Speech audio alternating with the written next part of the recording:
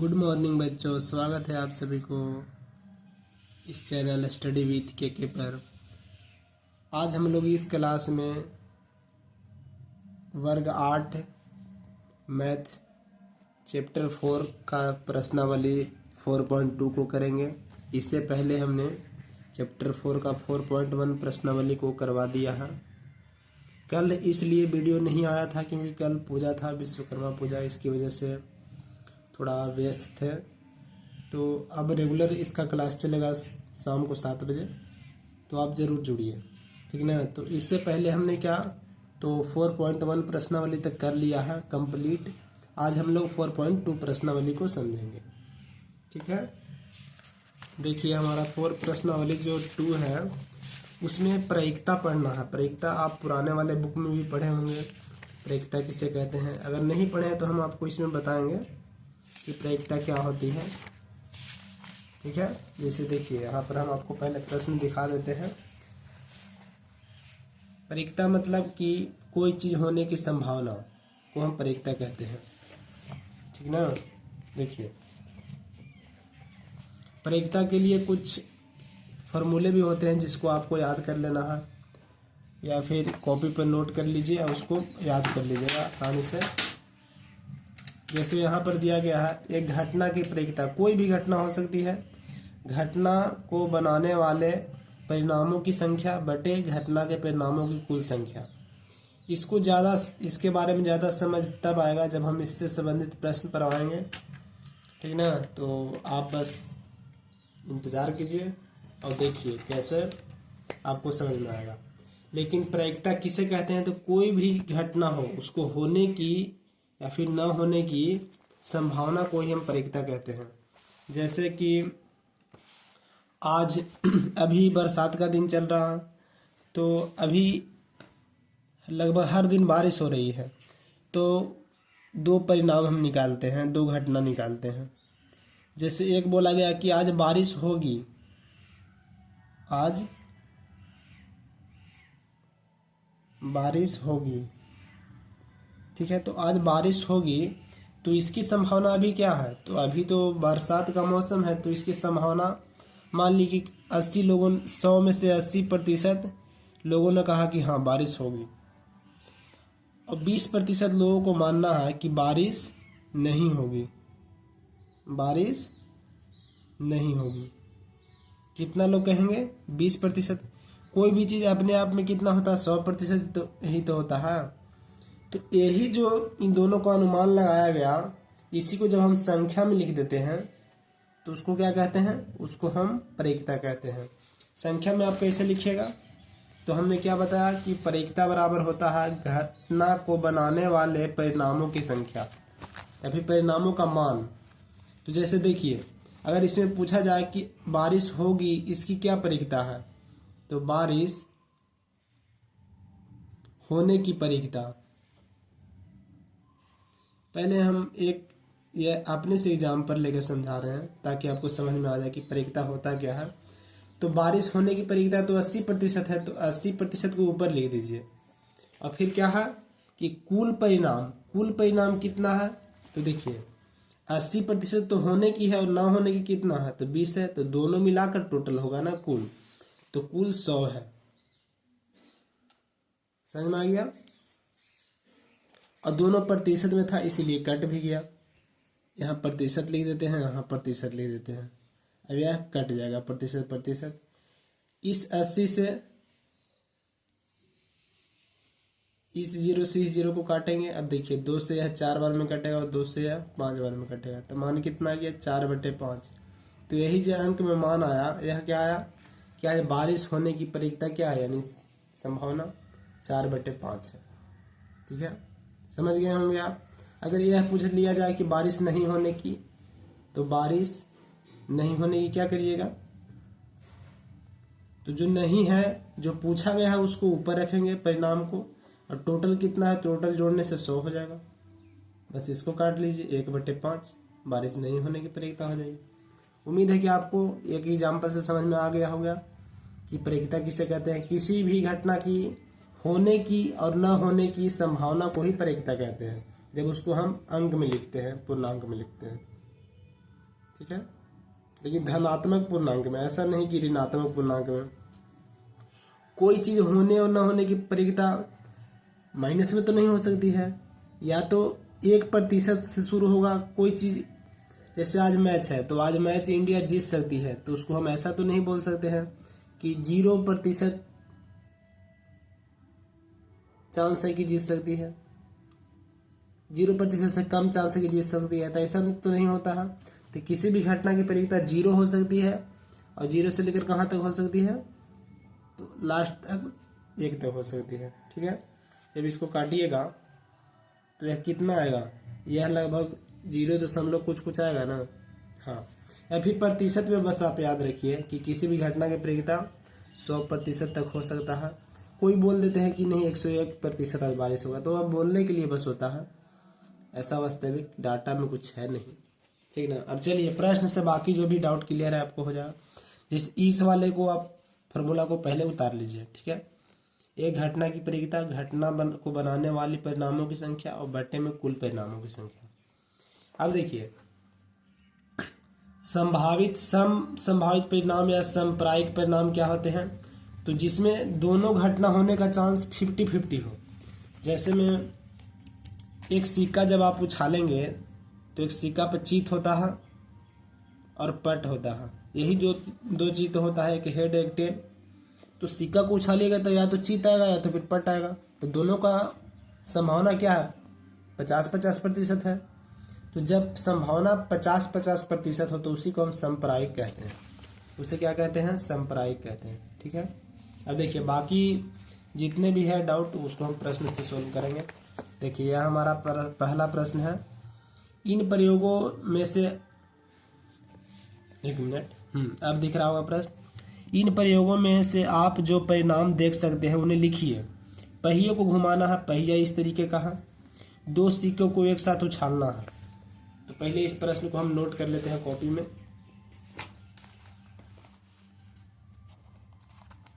तो हमारा प्रश्नावली है 4.2।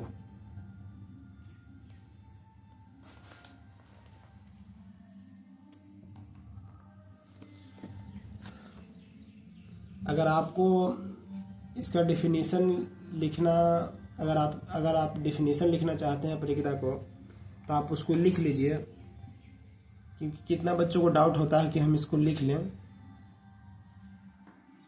तो उसको लिखिए, परिकता में किसी घटना की होने की या न होने की संभावना को ही परिकता कहते हैं। यहाँ पर हम लिख देते हैं परिकता किसी घटना को होने या न होने को जब हम अंक में लिखते हैं तो वह परिकता कहलाता है। ठीक है। और परिकता बराबर परिकता का प्रोबेबिलिटी भी इंग्लिश में बोलते हैं। ठीक ना।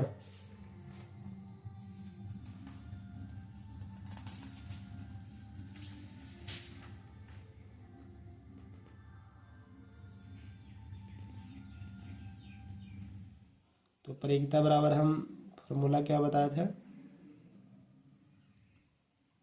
परिणाम की संख्या, परिणाम की संख्या बटा कुल परिणाम, कुल परिणाम। ठीक है। तो इसको आप नोट कर लीजिए। अब देखिए हम पहले प्रश्न पे चलते हैं।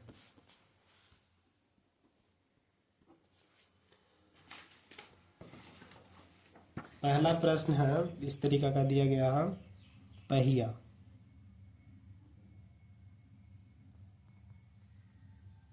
ठीक है।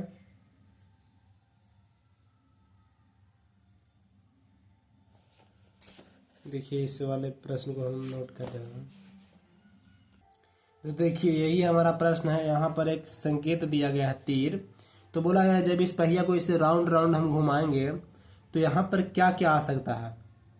तो देखिए एक तो बी आया है, जब इसको इस तरीके से घुमाएंगे तो अगला बार में क्या आ जाएगा, ए यहाँ पर आ जाएगा। फिर घुमाएंगे तो फिर ए यहाँ पर, क्योंकि ए 2 बार है तो फिर ए आ जाएगा।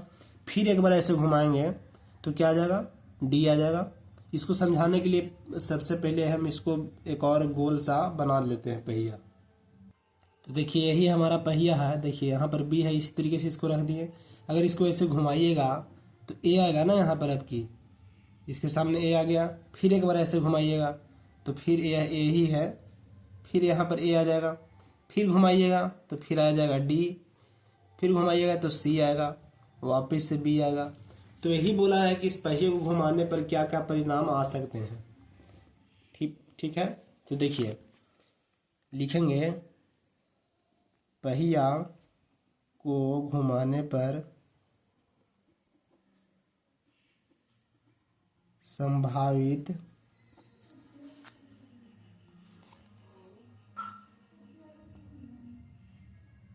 परिणाम जो आ सकता है उसको लिख दीजिए। तो बी आ जाएगा, फिर ए आ रहा है 2 बार ना, ए 2 बार आएगा, डी आएगा और सी आएगा। इसके अलावा तो कुछ नहीं आ सकता। जो इसमें अंक है वही आ सकते हैं, बस इतना मानिए, क्योंकि घूमेगा तो वही बारी बारी से आएगा यहाँ पर। अब इसमें पूछा क्या गया है, परिणाम ही पूछा गया है, तो यही इसका आंसर हो गया। ठीक है, इसका आंसर चेक कर लेते हैं।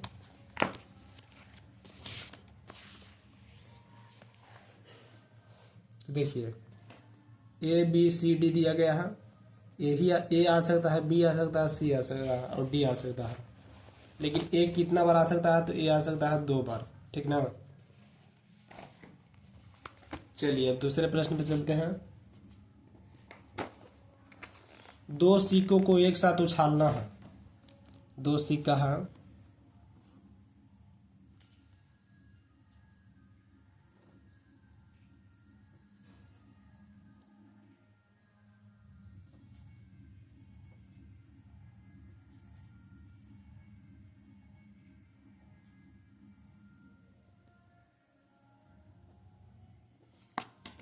दो सिक्कों को एक साथ उछालिए तो क्या आएगा परिणाम, बताइए तो जरा।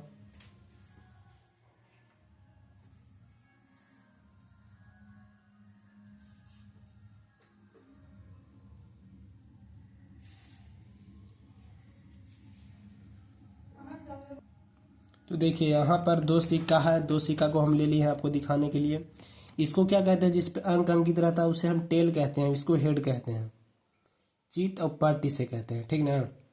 तो यही 2 सिक्का को उछाला जाना है तो क्या क्या प्रक्रिया आ सकता है, तो बताइए। ऐसे जब उछालिएगा तो देखिए एक हेड आया, एक टेल आया। इसी प्रकार से आपको दोनों को उछालना है तो क्या क्या आ सकता है। हो सकता है दोनों पर हेड आ जाए, हो सकता है कि नहीं, हो सकता है कि क्या आ जाए, दोनों पर टेल आ जाए, या फिर हो सकता है इस पर टेल आए और इस पर हेड आए। तो क्या क्या परिणाम आया, तो इसको ऐसे जब आप लिखने बैठ जाइएगा तो बहुत समय लगेगा। तो देखिए एक सिक्का को जब उछालिएगा, एक सिक्का को उछालने पर परिणाम हेड और टेल आता है। शॉर्टकट में इसको हम लिख दे रहे हैं, हे से हेड, एच से हेड और टी से टेल। यही 2 को तो आ सकता है। इसको जब आप उछालिएगा, हमने इसे उछाला तो टेल आया, हो सकता था कि हेड आए, इन्हीं दोनों में से कोई एक आ सकता था। तो एक सिक्का को उछालने पर कुल कितने परिणाम आ रहे हैं, परिणाम ऐसे गिना जाता है, एक हेड और एक टेल, 2 परिणाम आ रहा है। तो देखिए अगर 2 सिक्का पूछा जाए तो 2 सिक्का को उछालने से, इसमें 2 सिक्का ही पूछा गया है, तो 2 सिक्का को उछालने पर परिणाम, तो बस क्या कीजिए ना कि एक सिक्का में कितना परिणाम आ रहा था, 2, तो 2 सिक्का पूछा गया तो 2 पर पावर 2 कर दीजिए, तो टोटल कितना परिणाम आएगा, तो 4 आएगा। अब इस 4 को कैसे लिखना है उसको हम बताएंगे। और अगर यही पूछ दिया जाता अगर 3 सिक्का को उछालना है तब, तो 2 पर पावर 3, जितना सिक्का पूछा जाए उतना 2 पर पावर देते जाइएगा, ठीक ना। इसके ऊपर यह जो संख्या लिखे हैं इसी को हम पावर कहते हैं। तो 4 परिणाम क्या क्या आ सकता है, तो इस तरीके से लिखना है कि पहले क्या लिखिएगा, हेड हेड दोनों पे लिख दीजिए,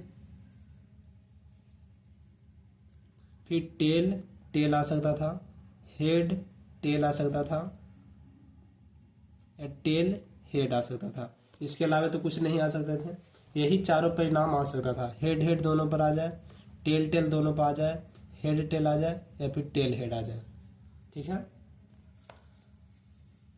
इसका लिखने का सबसे आसान तरीका ऐसे होता है कि आप इस तरीके से भी लिख सकते हैं, अगर आपको ऐसे समझ में नहीं आए तो। पहले हेड हेड 4 बार लिख दीजिए,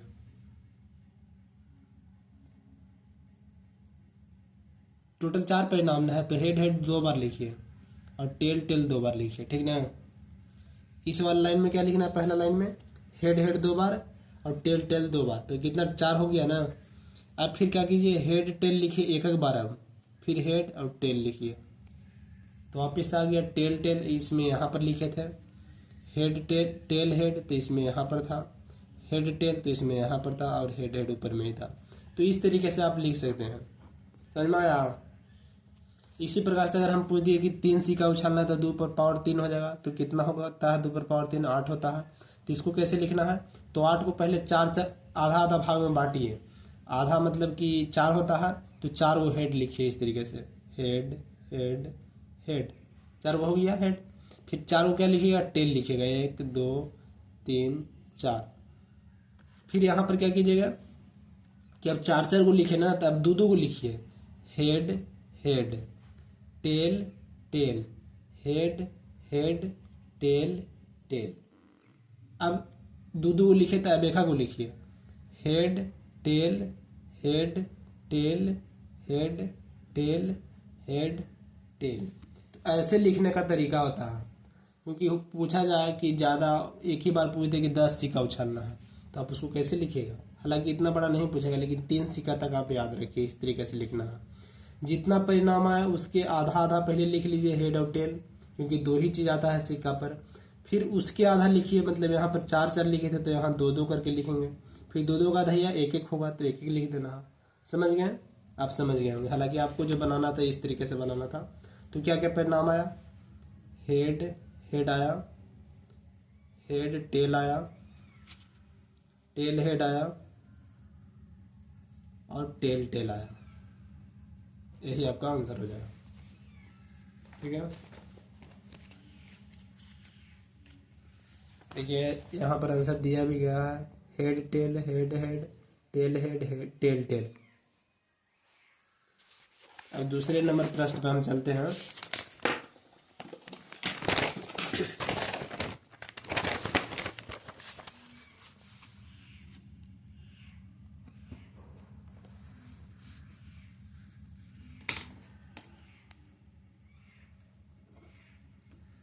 चैप्टर बहुत आसान है, लेकिन बस समझने की देरी है। अगर आप समझ गए तो आप उससे यह प्रश्न सही बन जाएंगे। देखिए दूसरा है कि एक पासे को फेंका जाता है जब प्रत्येक घटना से प्राप्त होने वाले परिणामों को लिखिए। परिणाम बस लिखना है, परिकता नहीं निकालना है। तो देखिए पासा किसे कहते हैं, इसे कहते हैं पासा। आप लूडो खेले होंगे तो लूडो में जो छक्का होता है जिससे हम चलते हैं, 1 आता है, कभी 2 आता है, कभी 3 आता है, कभी 4 आता है, कभी 6 आता है, कभी 5 आता है, तो उसी को हम पासा कहते हैं, ठीक ना। तो एक पासा को जब आप फेंकते हैं तो लूडो में क्या क्या आ सकता है। एक पासे को फेंकने पर संभावित परिणाम, मतलब एक लूडो के पासा का यानी छक्का को आप फेंकिएगा तो क्या क्या आ सकता है, उसी को परिणाम को यहाँ लिख देना है।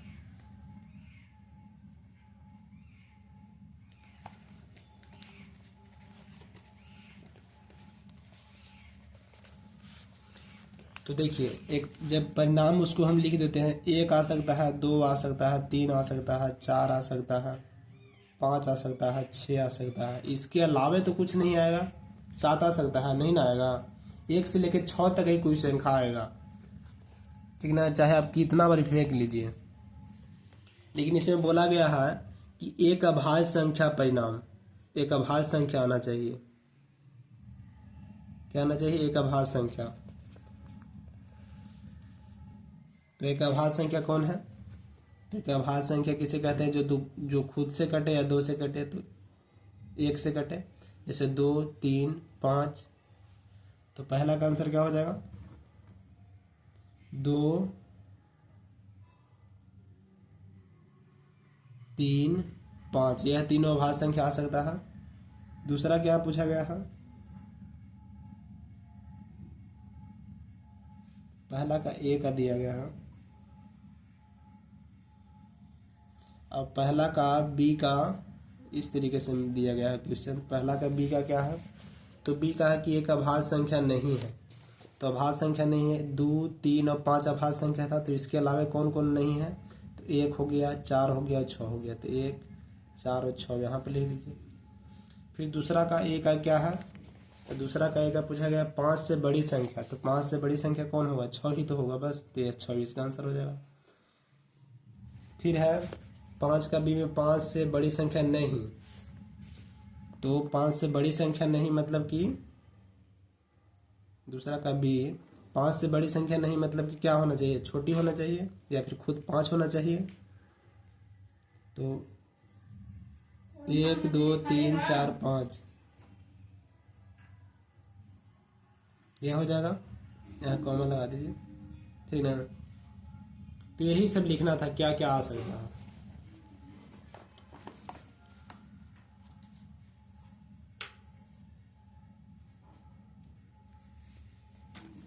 अब देखिए हम लोग तीसरे प्रश्न पर चलते हैं। तीसरा प्रश्न है कि प्रश्न ए के सूचक के डी पर रुकने पे की प्रक्रिया। प्रश्न ए में ही चलना है, ए वाले प्रश्न में ही, कि यहाँ डी रुकेगा, इसकी क्या प्रक्रिया होगी। तो डी कितना बार रुक रहा था? देखिए इसको हम निकाले थे परिणाम पहले प्रश्न में, थोड़ा चलते हैं। तो BAADC, तो प्रक्रिया बराबर क्या होता है? तो प्रक्रिया बराबर होता है परिणाम की संख्या बटे कुल परिणाम। तो डी कितना बार रुका है? 1, 2, 3, 4, 5 में डी सिर्फ एक ही बार ना है। तो इसकी प्रक्रिया क्या लिखेंगे? 3 का। 3 का ए का क्या हो जाएगा? डी की रुकने की प्रक्रिया।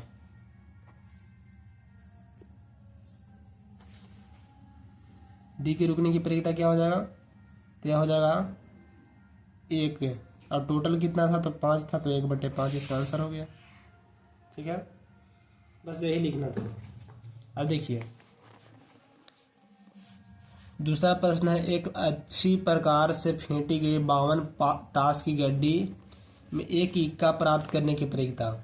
ताश ताश के बारे में अगर आप जानते होंगे, नहीं जानते हैं तो हम आपको बता देते हैं। आपको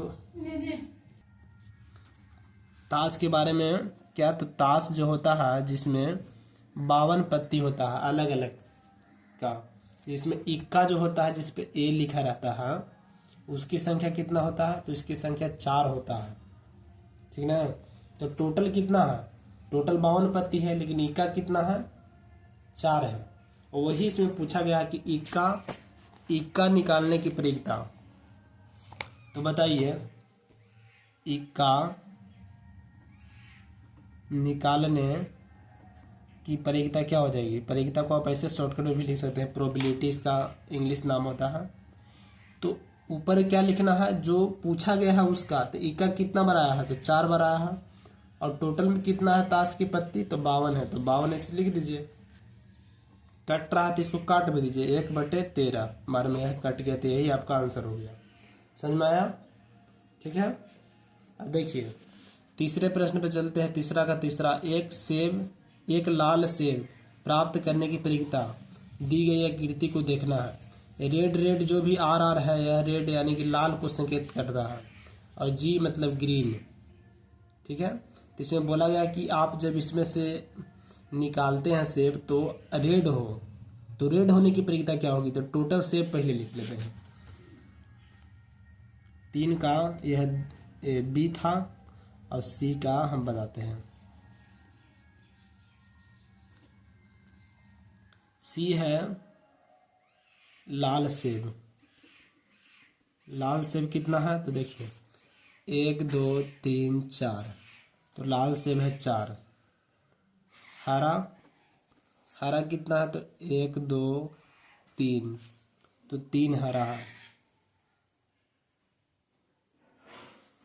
तो टोटल सेब कितना हो गया, कुल सेब, कुल सेब हो गया 4 और 3 जुट के कितना हो गया 7 ना। तो 7 हमारे पास टोटल सेब था। तो बोला गया है लाल सेब निकालने की प्रक्रिया, लाल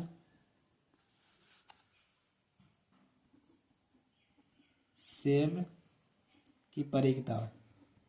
तो हम क्या बोले अभी जस्ट, ऊपर में लिखना है जो निकालने के लिए पूछा जाए। तो लाल सेब पूछा गया है, तो लाल को हम कहाँ लिखेंगे, ऊपर लिखेंगे, 4 को ऊपर लिखेंगे, और टोटल को कहाँ नीचे लिखेंगे, नीचे लिखेंगे। टोटल 7 है।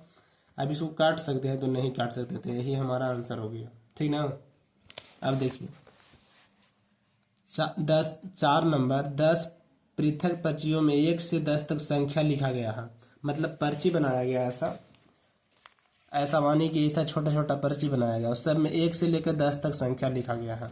इस पे 1 है तो इस पे 2 है, इसी प्रकार से कितना 10 संख्या लिखा गया, ठीक ना। तो 10 संख्या लिखा गया, तो लिखेंगे चौथा का पर्ची पर अंकित संख्या।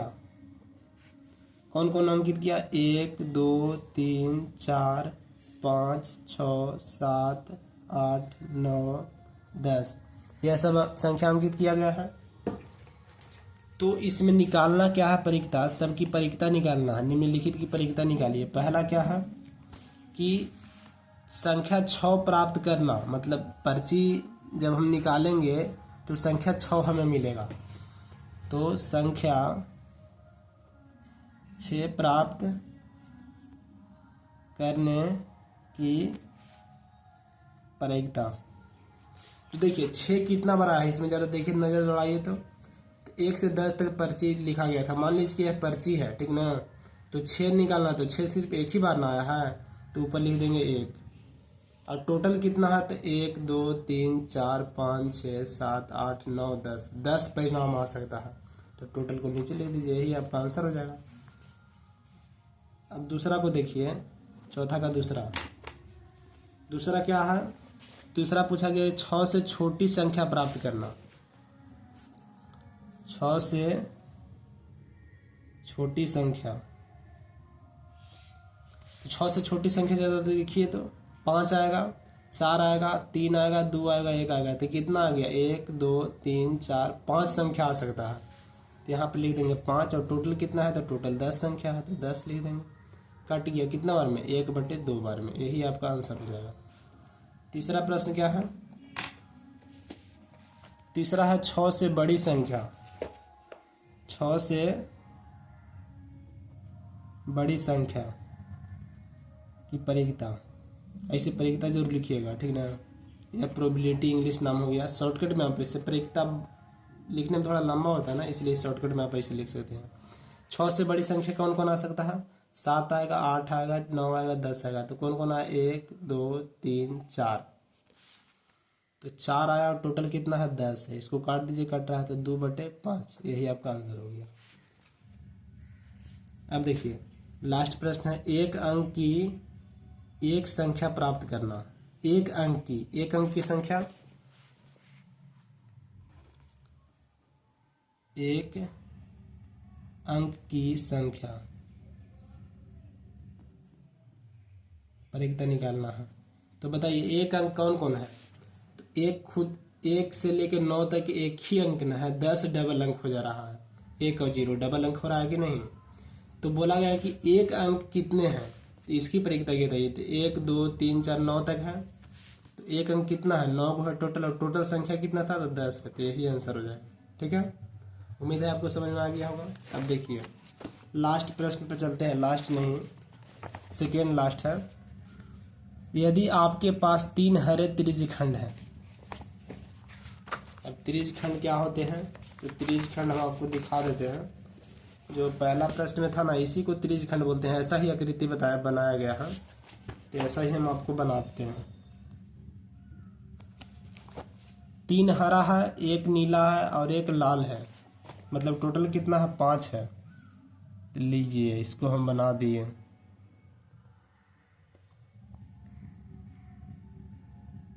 टोटल कितना इसमें हो रहा है, 4, एक ऐसे हमने बना दिया।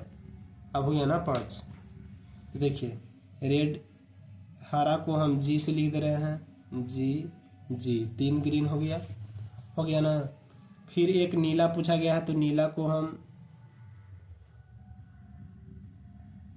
ब्लू लिख देते हैं बी से। चलिए नीला को अगर एन से ही लिख देते हैं ताकि आपको कन्फ्यूजन नहीं हो। और रेड को हम आर से लिख देते हैं, लाल को, ठीक है। अब देखिए इसमें बोला गया है कि इसको भी पहिए की तरह घुमाना है। इसको भी मानिए कि ये एक तरीक़े से यहाँ पर इसे पहिए की तरह घुमाना है, जैसे पहला प्रश्न में था ना, उसी प्रकार से पहिए की घुमाना है। तो एक हरा त्रिज्यखंड प्राप्त करने की प्रक्रिया क्या है, तो हरा कितना बड़ा है, 3 बड़ा है, तो 3 बार नई से स्थान पर आएगा। लिखेंगे त्रिज्यखंड में पहिया घुमाने पर परिणाम होगा, यहाँ पर परिमाण नहीं होगा। तो क्या क्या आ सकता है, तो यह आ सकता है हरा हरा हरा, नीला और लाल, क्योंकि इतना ही कलर है, 3 बार हरा है और 1 बार नीला, 1 बार लाल है। तो पहला में बोला गया है कि एक हरा त्रिज्यखंड प्राप्त करने की प्रक्रिया, तो हरा त्रिज्यखंड,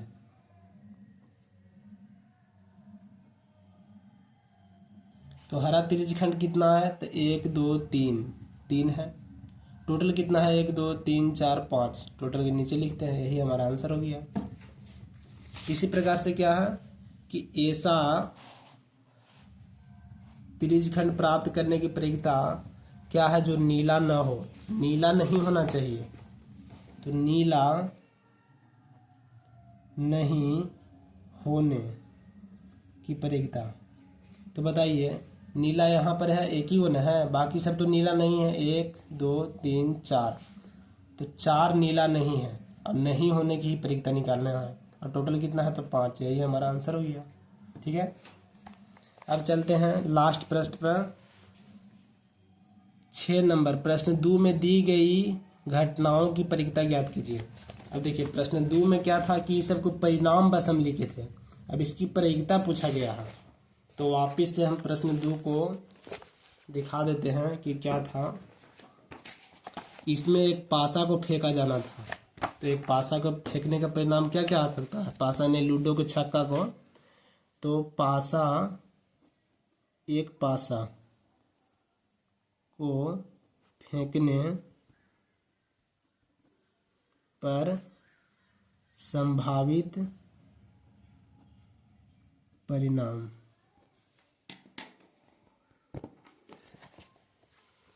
तो 1 आ सकता है, 2 आ सकता है, 3 आ सकता है, 4 आ सकता है, 5 आ सकता है, 6 आ सकता है, इससे ज़्यादा तो नहीं आएगा। तो अब इसकी प्रक्रिया निकालना है बारी बारी से। जो इसमें परिणाम पूछा गया था उसमें प्रक्रिया है कि अब एक अभाज्य संख्या की प्रक्रिया बताइए। तो अभाज्य संख्या कितना आया था, 2 अभाज्य संख्या है, 3 अभाज्य संख्या और 5 है। तो 1 2 3 टोटल कितना हो गया अभाज्य संख्या। अभाज्य संख्या की प्रक्रिया निकालना है, तो 2 3 5, 1 2 3 को अभाज्य संख्या है और टोटल कितना संख्या है, तो 1 से लेकर 6 तक है, तो 6 संख्या है। इसको काट दीजिए तो 1/2 है, इसका आंसर हो गया। यह पहला का हो गया, पहला का ए का। फिर पहला का बी था भी, तो इसको बी भी लिख देंगे। तो पहला का बी में क्या पूछा गया है देख लेते हैं। एक अभाज्य संख्या नहीं होने की प्रक्रिया, तो अभाज्य संख्या नहीं नहीं की प्रयोगिता क्या हो जाएगा? तो देखिए 2, 3 और 5 तो अभाज्य था, तो इसको छोड़ दीजिए, 2, 3, 5 को छोड़ दीजिए, बाकी सब नहीं है अभाज्य संख्या, 1 है, 4 है और 6 है। तो यह भी इनकी संख्या भी 3 ही है और टोटल कितना संख्या है? 6 है। तो इसको भी काट दीजिए, तो 1/2 आंसर आ गया। अब देखिए दूसरा के देखते हैं। दूसरा का ए में क्या पूछा गया था कि 5 से बड़ी संख्या। तो 5 से बड़ी संख्या कितना था? तो 5 से बड़ी संख्या मात्र 6 था और 6 सिर्फ एक ही गुण है। 5 से बड़ी संख्या की प्रयोगिता क्या हो जाएगा? 6 है, 6 सिर्फ एक ही बार है, टोटल कितना है? तो 6 है, तो 1/6 इसका आंसर हो गया। दूसरा का बी है कि 5 से बड़ी संख्या नहीं हो, 5 से बड़ी संख्या न हो। तो 5 से बड़ी संख्या नहीं हो मतलब 5 होना चाहिए और उससे छोटी भी होना चाहिए। तो 5 ही संख्या टोटल है, जैसे 1, 2, 3, 4, 5, बाकी 6 अगर ले लेंगे तो 6 तो बड़ी है। एक ही संख्या है जो 5 से बड़ा है, बाकी यह सब 5 से छोटा या 5 के बराबर है। तो इसी का परिणाम निकालना है। कितना है? 1, 2, 3, 4, 5 टोटल है। तो ऊपर लिख देंगे 5, जो पूछा जाता है उसको ऊपर, और जो कुल होता है, कुल कितना था? 6, तो 6 को नीचे नहीं कटेगा, तो इससे यही आंसर हो जाएगा। तो यह पूरा प्रश्न हमने करवा दिया है। देखिए यह खत्म हो गया है। नेक्स्ट क्लास में हम लोग वर्ग और मूल को शुरू करेंगे। तो देखिए जिन बच्चों ने अगर इससे पहले वाला वीडियो नहीं देखे हैं तो अभी आप जाकर देख लीजिए। यहाँ पर हमारा 4.2 कंप्लीट होता है। तो आपको यह वीडियो कैसा लगा और समझ में आया कि नहीं, इसके बारे में आप कमेंट कीजिएगा। तो मिलते हैं नेक्स्ट वीडियो में, तब तक के लिए धन्यवाद।